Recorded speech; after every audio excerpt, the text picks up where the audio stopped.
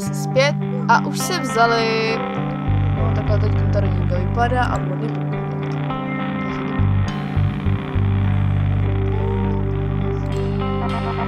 Takže se těším s hodou, protože jako jestli potom třeba dám to jednou dítě.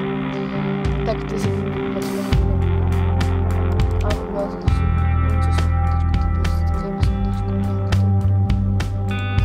nějak to střímneš.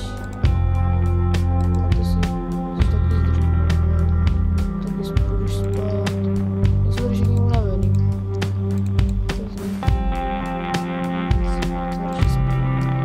Tak v pohodě, no ten jako jde. Ale on spí, takže já si mu nechám spát.